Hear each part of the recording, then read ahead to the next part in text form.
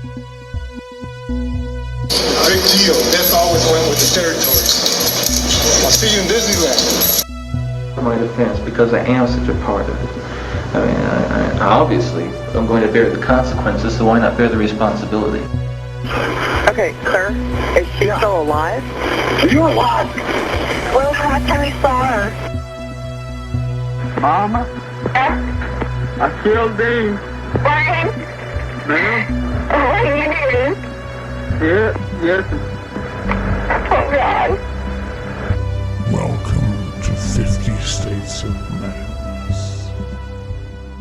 Welcome to 50 States of Madness. Hi, everyone. Good afternoon. Hello. How's everybody doing? Yeah, I know that we've been away for a little while, but we were on have. vacation. We went to Tennessee. We're going to talk a little bit about our trip.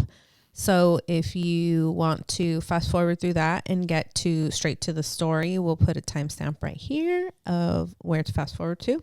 Yeah. And you can fast forward through all of our fun trips. So Yeah, I think our you should chit-chat. listen.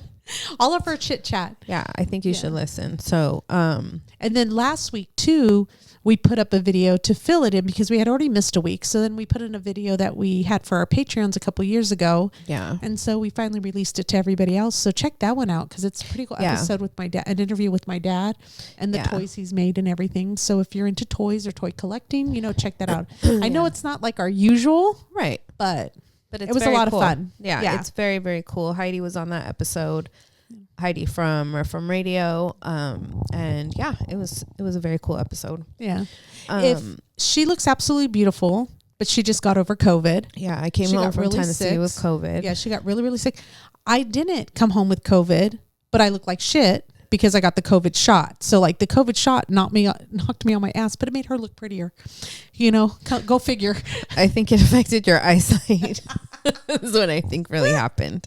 Yeah, so if I'm a little low energy, it's my first day back to work. I've been in bed for a complete week. Yeah. I haven't been out of bed. Yeah, I can't remember the last time I was this sick. So You've never been that. I don't even remember ever you being that sick. Really, really bad. When it was something different, like with your health, but not with not a flu not or from COVID. this. I've had COVID. I think this is my third time having COVID. 3 times a And charm. Yeah, let me tell you, it was a charm, all right. Yeah. I don't know if I took it over there and gave it to Adam, or if Adam gave it to me, or if they just both caught it going through the jails, hanging off bars. Yeah, who knows? We were everywhere. We were in Tennessee, and that was a lot of fun. And we only spent 3 days, I three know. full days there, and we got in so much stuff. We did, and that's normally like how we do our trips. They're not like a typical vacation where you're just lounging around and whatever. We literally leave our hotel at like early crack of dawn in the morning, and we don't get home until late at night, sleep a few hours, up right back at it. So we had so much fun. Thank you again to Jenna and Adam. Jenna and Adam got a taste of how we operate because they were so kind to drive us around. They're so our we're like, chauffeurs. what time are we waking up tomorrow? 5:30 a.m., right? Let's get ready. Who's going in the shower first? It was pretty funny. Yeah. So no, but they were the best. Jenna picked us up from the airport. Well, Jenna and Adam picked us up from the airport. he gets credit. Literally, we were nonstop from the time we got there till the time we got back on the plane. They had a lot of cool stuff planned for us. And I have to tell you, this whole episode today on the Zooman that we're doing is credit to them because we had no idea about this story. We had no idea about the Zooman. Never heard about it before. Jenna was like, hey, there's a serial killer that was here in Knoxville back in the 90s. Have you heard about him, the Zooman? And we said, no. She goes, I am going to take you to where he dumped the bodies. I'm going to show you where he worked. They literally drove us to these places and we were able to see them. So that was super cool. And this is actually a crazy story. It was crazier than I anticipated, even when she was just trying to explain it to us. There are so many twists and turns on this story that I'm excited to talk about it. But I want to share a little bit of what we did in Tennessee. Yeah, we went to the Alcatraz East Crime Museum the first day, and I originally saw this place on TikTok, and it caught my eye because I saw that that's where they have Ted Bundy's car. And I was like, So oh freaking my cool. God. I don't care. I need to go. So then I looked where it was. I was like, oh my God, it's like right by Jenna. So then after we booked our flight, I read that as of Halloween, the car was it was just like a temporary exhibit. It was going to be removed. So I was so bummed. And then we get there and it was still there. So Coolest thing ever. I was so excited. And so we went there. They had tons of serial killer stuff. They had Everything. Gacy's clown costumes. The actual ones, not replicas, but the Yeah. actual costumes. They were donated by his family. The OJ Bronco that was on the freeway during the chase was there. Yep. If you live near there or you can get there, that was a super cool museum to go to. Yes. And it took us like about 2 hours to get through it. I mean, they had it wasn't small at all. No, It was it's huge. And it's in this place called Pigeon Forge, which is like a whole entire, like, I don't know, Disneyland of Tennessee. I don't understand, but like maybe like a smaller version of Las Vegas. I don't know. It had like amusement parks and casino. No, I don't even know if it had casinos, but it had like a lot of go-kart tracks, and It just looked like a fun, cool place to be yeah, and hang like out. down the whole boulevard. Yeah. But you know what's there? Oh, Lord. That I was so super excited because somebody was talking about it behind us, This is what Shannon gets when we're on a plane and I'm nosy. and she's eavesdropping. Dolly World was there, and so I was really super excited to go Isn't there. it called Dollywood? Dollywood was there. Wait, which one is it? I'm confused now. It's like Hollywood. You're right. It's So it's Dollywood. It's Dollywood. Okay. She said it wrong the first time. So we were making fun of her the whole time, but then now I can't remember which one's right and which one's wrong. You know what? They're both right. You know, that place where Dolly created. So I was Anyway. I wanted to go to it so bad, but we had such a jam-packed filled weekend that we couldn't even fit that in. Yeah. But next time, it's something to look forward to. Yeah. No, So- for sure. But what was That's, the main reason why we were going? The main reason that we went is because I wanted to go to the University of Tennessee, and I've talked about it before on the show, and I have chose to donate my body to forensic science, to the anthropology and forensic science department at the university. And so I wanted to go and talk to somebody, and I was able to meet with somebody there. Cool. And yes, I'm excited to Donate the body. donate my body because they do some really, really cool research there. And yeah, it's exciting. I think it's a good way to give back. A lot of people ask me, why did I choose this? And I feel like this is my way of giving back because I wanted to always work somehow in forensics. And I had my kids early, obviously, as most of you know. And so I looked into working in the field. And by the time I'd be able to go to school full time, it was just, I would have been too old to to graduate and then go into the field to actually make it a career. And so I wasn't able to do that. So to me, I feel like this is a way, like, now I can donate my body and, Do it. Yeah. And then also over there, we went to Brushy Mountain Prison. Oh, yeah. And we met George Bomber Wyatt. They actually had, if this is the tour everybody needs to take too. This was the most amazing tour, and you want it guided by George Bomber Wyatt. This guy's a hoot. Yes, he actually served time in this prison, and he talks about his personal experiences. He shows you the cell he was in. He walks you around. He talks about it. But if you can understand him, you will have some great stories to come home, because he has a very strong Smoky Mountain, Tennessee drawl. I can't describe it. I can't even mimic it, because then people are going to say, "Oh, you're being racist," or "You're," you know, like it would sound like I was trying to be No, it's rude just and he stuff. just has a very thick accent, and he has no teeth. Yeah. He does not have one tooth in his mouth. And so I loved him though. So I belong to state Tennessee. That's considered destruction of state property. Well, then I took a toothbrush, put a piece of mirror, I'm watching for the man, having that tattoo put on me, I'm going, blah, blah, blah, blah, blah, blah. I ain't gonna lie to you. Ain't right, he's smart, smart. So we loved him so much that we actually got tattoos of the prison logo with the date that the prison started in 1896. And every time he would tell a story, he'd either say, it gives you an idea or think about that. Gives you an idea or think about that. Every time he was talking, that's all I heard was think about that. And all I Think about that. all I heard was, it just gives you an idea. It just gives you an idea. So we were laughing. I said, well, I'm going to get, it just gives you an idea, because that's all I can understand. And all you understand is think about that. So we ended up getting tattoos in honor of George Bomber Wyatt. So look him up. It's a pretty cool story. It's cool because nobody got killed, but his dad was actually officer, was in the police force, and had to drop him off at the prison where he would drop off other criminals. Yep. Because his son decided he was going to blow up a country club. Crazy. Yeah. And he said he was really lucky because he was so stupid that the bomb came the opposite like it blew direction. The opposite direction. If it would have went the other way, he would have actually killed people. So he was fortunate in that respect. We did. We're going to, I think we should do a story on that. The Brushy Mountain.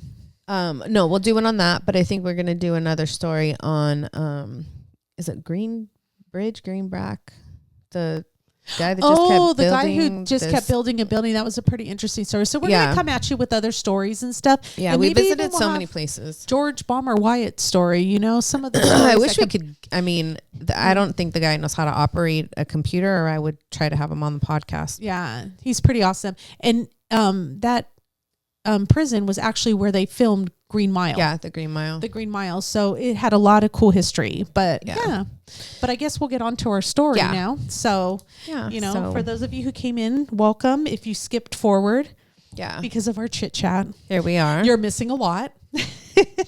Yeah. So we're going to get started on the Zooman. And thanks to Jenna and Adam for this is 100% like all them. Yeah. Because I had never even heard of this before. So yeah, it's a pretty interesting story. In the eyes of the law, Knoxville's first known serial killer got away with murder. Over several weeks in the summer and early fall of 1992, the Zooman, Thomas D Husky, took 4 women out to a dead-end road called Cahaba Lane in East Knox County, and that's in Knoxville, Tennessee. There, after forcing them to have sex, he bound them, strangled them, and left their bodies to rot amid trash and scrub. Investigators are certain Husky did it, but they concede the odds are slim he will ever be held accountable. Let's go back to where it all began. In February 1992, months before a single prostitute died, a woman came to Knoxville police and told him that she had been abducted and taken to a spot in the county and raped, tied up, and then robbed. Tom Presley, a now retired Knoxville police investigator, said that the woman didn't tell police in the beginning that she was a prostitute for fear of being arrested. She agreed to show Presley where the attack took place. The woman led Presley to a secluded patch of woods off Cahaba Lane in East Knox County, a spot littered with mattresses and used condoms and favored by prostitutes and their johns. When they got to the dead end, Husky's car was parked there. I mean, what are the odds of his car being parked there when she's actually taking him back to the spot where she was raped and robbed? It's crazy. Perfect timing. I'm telling you, the story is it gets crazier. Yeah. They walked into the wooded area and they saw Husky in the middle of raping another girl who was on her knees and naked. Presley pulled out his gun and arrested Husky on the spot. Another investigator, Stewart, picked up the case after learning that both girls were prostitutes and went to the spot willingly. The 2 women refused to testify, so Husky was released. And I want to know why they had to send it to another investigator just because they were prostitutes, and they went willingly. But maybe it becomes a different type of crime when you're not kidnapped. Maybe it's not considered being kidnapped. That's true. But so the prosecutors believed that Husky learned from this experience and decided that he would not leave any witnesses behind to testify against him. Most killers begin their crime spree with lesser offenses such as indecent exposure or rape. On October 20th, just 8 months later, a hunter was walking through the same wooded area off Cahaba and discovered the body of Patricia Rose Anderson, 32. She'd been strangled, bound, and left under an old mattress. She was pregnant. A search by deputies turned up 3 more bodies, all naked and strangled. Presley, hearing the news, recognized the spot and picked up the phone to call the county to tell them he thinks he knows who the killer is, the Zooman. Husky got the name the Zooman from the local prostitutes in the area because of a series of rapes near and around the Knoxville Zoo. He was employed by the zoo helping his father in the elephant barn. Some of the prostitutes reported that they feared Husky because they said he could be mean and they stayed away from him. However, others continued to do business with him because they needed the money. It was a hazard of the profession. He got away with his abusive treatment for a while, but in February 1992, he went too far, and that is when the woman reported him to the police. A search of Husky's mobile home, where he lived with his parents in nearby Pigeon Forge, turned up rope, porn, and jewelry detectives said had been taken from the dead woman. And this Pigeon Forge is where that Alcatraz East is. That's the place we were talking about. It's not too far from Knoxville, about an hour's drive away. Yeah. Everything that we did was like within an hour or so. Yeah. Like it was very close. It was very nearby. Husky was taken into custody and detectives thought they had a pretty obvious case against him. After being detained, Husky's first interview with investigators was unremarkable, but eventually things turned strange. In November 1992, Husky said that he wanted to talk to investigators more. David Davenport, a retired Tennessee Bureau of Investigation agent who assisted the Knoxville County Sheriff's Office, KCSO, detectives, said at first Husky appeared the same as before. However, the agent had to leave the room for a bit, and when he came back, he was suddenly confronted by somebody new, a man calling himself Kyle. This person was demeaning, demanding, and a bully. Now, this is where the story gets really, really strange.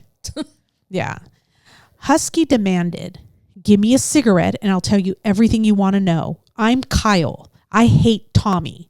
Kyle talked about raping, torturing, and killing women. He called them experiments. He said he did it to hurt Husky. Husky was mild-mannered. Kyle was coarse. Husky was left-handed. Kyle used his right. Prosecutors said he faked mental illness and pulled the name from East Knoxville's Kyle Avenue, where the Husky family once lived. And I want to know if that's like common in people who like claim that they have multiple personalities, if actually the names they take on are names that are familiar to them. Because I wouldn't see it being strange that he took on a name of a street they once lived on. Is that, I don't know too much about multiple personalities. Yeah, that's true. Yeah. Yeah, I don't know. I think the closest I've ever come is watching the show United States of Terror. Oh, well, I did see the movie Sybil, and they actually talk about that too. So, but I don't know where the names come from. But yeah, I've never thought about that before. You would think that would make sense.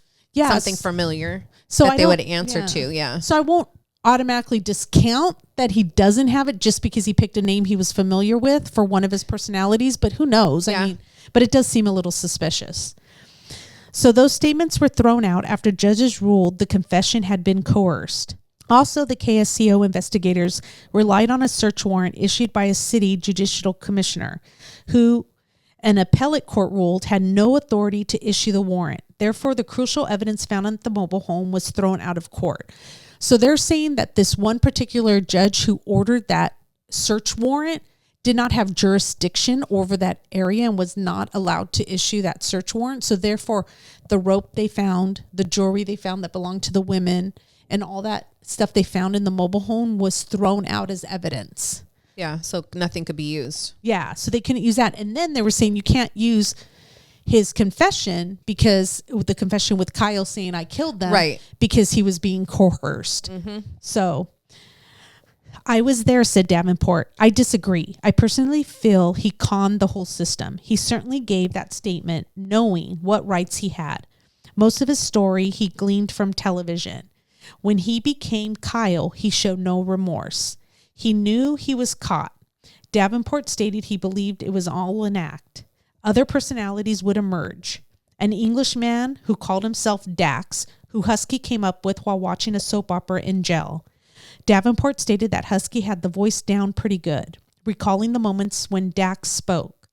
Also a character named Timothy who took on a very feminine personality. So it appears he has more than one now coming out. The case dragged on for years.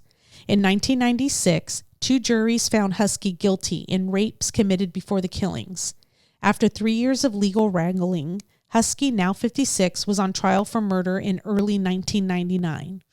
The prosecution was seeking the death penalty. Husky got 2 of the city's best attorneys appointed to him at no expense. They actually gave him 2 of the, not just regular, oh, here we go, defense attorneys that the state provides, 2 of the best defense attorneys in the state to represent him. So, due to years of publicity, the jury was picked in Davidson County and bused to Knox County to hear the evidence. So not only did they not grab people that were in that area and in that county, they had to go outside of it because it was years of this going on. I mean, when something like this happens, how do you expect people not to be familiar with the case? Yeah. I mean, that's kind of a given. Yeah, they wanted him to get a fair trial, which I see, No, of course. Yeah. I mean, they're, Yeah, but you're getting people from outside of county who now, maybe a lot of them didn't know too much about the case because they weren't living in that county. Right. But yet all this other evidence was thrown out that maybe people in the county were aware of. Yes. So, And now nothing. It was a bit of a spectacle. Court TV, which later became True TV, covered the trial. Crowds packed the courtroom every day.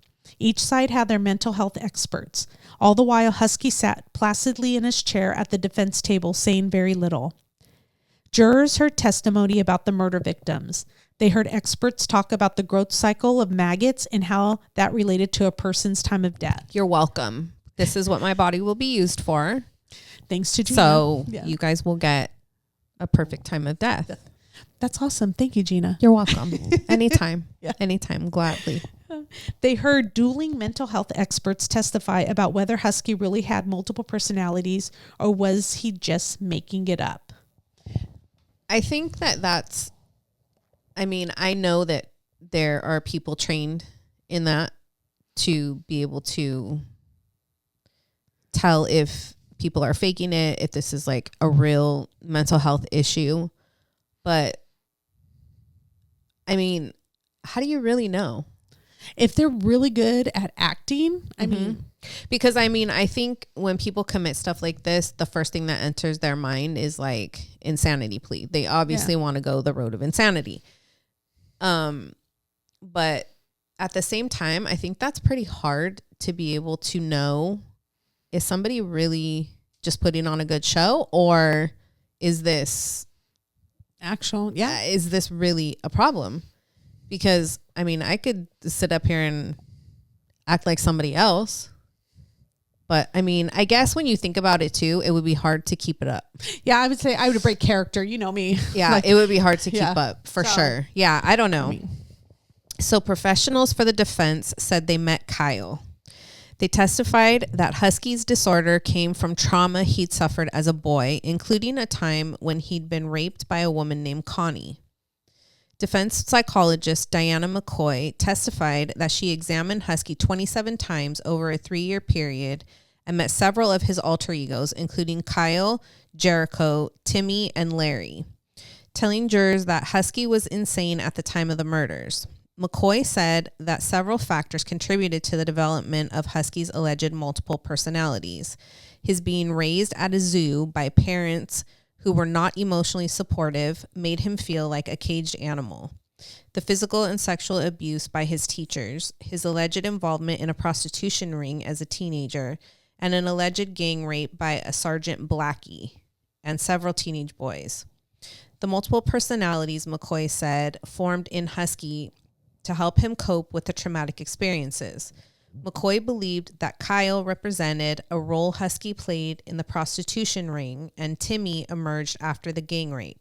But prosecutors believed that Husky was faking his mental illness. One of Husky's former cellmates, William Fletcher, testified that Husky told him that he intended to fake mental illness to avoid the death penalty, which I think is, a common thing that people always want to plead insanity to avoid that.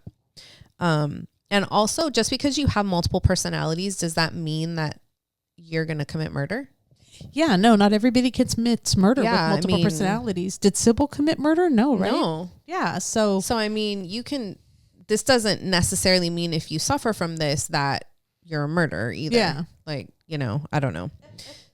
Husky, Fletcher said, also told him that he killed the women because he wanted to rob and rape them and prevent them from approaching authorities and talking to each other about his crimes. And that was kind of what the investigators were saying, that he learned his lessons from the beginning when they, when the witness took him to his actual killing spot. He was like, okay, I'm not going to leave anybody else alive, Yeah.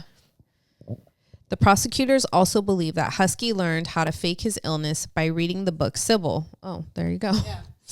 About a woman with multiple personalities. Dr. McCoy said that Husky told her he read the book as a part of a 7th grade English class, but insisted he refused to read it in jail. However, at the time of the conversation, Husky also told McCoy that he had the book in his jail cell. During closing arguments, the prosecution thundered like a preacher at the jury that it was time to put him away for good so he'd never be able to hurt any more women. The defense in closing stepped onto the witness stand and pretended to be Kyle. Can you imagine the prosecution going up there? And I was like, am I reading this right? Like, yeah, that's what I'm telling you. This case gets stranger and stranger. He reminded the panel that his client was sick. But when it was time to deliberate, the jury simply couldn't come to a conclusion. Most agreed later that the defendant had killed at least some of the women, but they couldn't come to a consensus on his mental state. By day 5 of deliberations, they were hopelessly deadlocked. The trial ended February 13th, 1999. The death penalty case ended up in a hung jury, the Knox County Criminal Court panel hopelessly deadlocked. They couldn't agree whether he was racked by a multiple personality disorder, as the defense claimed, or was a cunning creative killer, as the prosecution argued. The judge declared a mistrial. All the work, all those days of hearings and litigation and examinations, and no verdict to show for it. Jurors piled into their bus for the long ride home to Nashville, which is like 2 hours, maybe 2.5 hours. Oh, yeah. At least. Scattered snow flurries blew across Knoxville. Toward the back of the bus, some members of the jury shared a bottle of wild turkey. Yeah, they split this alcohol bottle in the back. Because, and they said it was like some kind of release. Like, oh, well, yeah, of course. I mean, imagine. Yeah, 5 days of trial deliberation. Like that. Yeah. So today, officially, no one has been held accountable for the deaths of Patricia Rose Anderson, Patricia Johnson, Darlene Smith, and Susan Stone, and no one likely ever will. Randy Nichols, the now retired district attorney general who prosecuted the case, said he regrets for the victims and their families that he could not secure a murder conviction. Nichols said Husky's case ended up being one of the more fascinating cases of his career. He wishes after the hung jury that he'd have had another chance at prosecuting Husky. I really have nothing to say to Husky. I think he's at exactly the right place that he needs to be. He needs to be incarcerated, and in my view, he should never be put back into free society. I believe him to be a very dangerous man. Back then, Husky's prosecution was among the most expensive in the state's history, well over $200,000. The case was also among the state's most prolonged, lasting from the fall of 1992 until late 2005.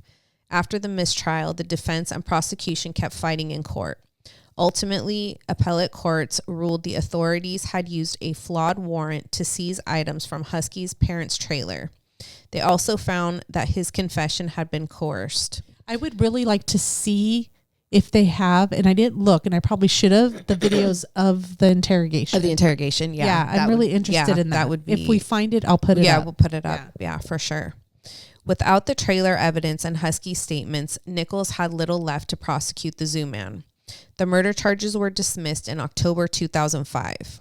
The defense said they were driven in a part by the notion the Constitution guaranteed all men were entitled to a fair trial to justice. That's what they tried to give to Husky. The defense occasionally stays in touch with Husky. I think that's insane. To give them more rights than the murdered women. Exactly. Yeah. Today, Husky, a grandfather, is held at the privately run medium security South Central Correctional Center in Clifton, Tennessee, not far from Nichols' hometown of Savannah, near the Alabama line. He's serving what amounts to a 64-year sentence for the rape and kidnapping convictions that's set to end in November 2056 if he's not paroled beforehand. Out off Cahaba Lane, thousands of cars and tractor trailers whiz by every day on I-40, oblivious to the fact that a man once raped and killed women just yards away near a giant billboard. So we were lucky enough, and I don't know if the word's lucky enough, but we actually went out with Jenna and Adam to find this location, and we actually found it. And of course the billboard sign's different, everything like that, but we found it where you can match the pictures, light pole everything. to how many, stands the billboard has and what's around it. It's a little bit different now. Now they're trying to build things behind it, but before it was all a big wooded area. Right. So when you look at our pictures compared to the pictures back then, you can see the wooded area back then. But when we went up there, there were trucks clearing out debris, dirt, trees, and all that stuff. But it's crazy to know that it happened so close to the I-40. Like the highway is literally right there. It's like right there. It's like the billboard, like when you're driving down a freeway here or in any US city, USA. Yeah. When you're on a main highway, like the 10, the 40, any of It's that. just right there. It's right off the freeway, billboard. And that's crazy that he was committing these crimes there. I was actually, I was watching some YouTube videos on this, and of course, so many of them, there was probably, 6 or 7 videos that I watched. Out of those 6 or 7, I would say at least 5 of them all were going down the road of paranormal. Really? And I'm like, people, Why can we paranormal? stop making everything like into a ghost story? Why? I didn't even get that sense even when we were standing there. No, none at all. And but, trust me, we try. right, right. We're not against paranormal. We just think it probably there's certain places for it, and not particularly not on the side of the I-40. Yeah, thank you. Yeah, so like people were out there because it's easily accessible. Yeah, like it's you just straight down a drive road, down a a road. dead-end I mean, road. it's hard to find if you don't know where you're going. Yeah. But I mean, it's not like you're going somewhere where you shouldn't be, like you're going to get arrested, whatever. It's a tiny little literally like, on the side of a road. Yeah. But yeah, all these people were out there with all their equipment, like Oh, I didn't know that. during the night, and like, we oh, should did have you hear taken- this? Oh, did you hear that? And I'm like, bro, there's probably like a raccoon that's 7 feet tall behind you. That's what you're hearing. Me, I'm thinking like the car zooming by. How do you even pick up any other sounds besides anything could be traffic? out there. I mean, you could have another Zooman out there, so Yeah. you might just be careful.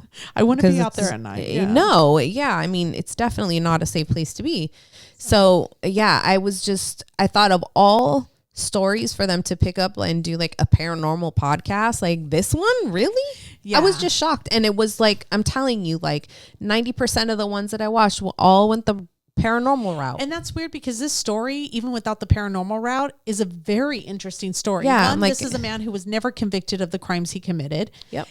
Those women are never going to get justice because they just, from 1992 to 2005, they finally just dropped all charges and is not going to pursue it because all the evidence they collected got thrown out and can't be used now because of a jacked up warrant. Yep. And that really sucks for the Yeah. family of these girls. So Yeah, it's really sad. Yeah. that those families will never get justice. And I'm Absolutely. sure that this isn't the only story like this too, you Oh, know, yeah. unfortunately. Yeah. So and I'm just surprised we haven't heard of it. It's such like they gave him such a quirky name, the Zooman. you know, yeah, like- I'm shocked that I've never, I had no idea when Jenna there's- sent me the story. There's so many. The sad part is there's so many serial killers and so much death and so messing people, and it's impossible to know every single name of every single serial killer. out Yeah. there. And so real quick before we go, the day that Shannon and I flew out to Tennessee, yes, a girl went missing. I don't know her first name. Kobayashi, I believe, is her last name.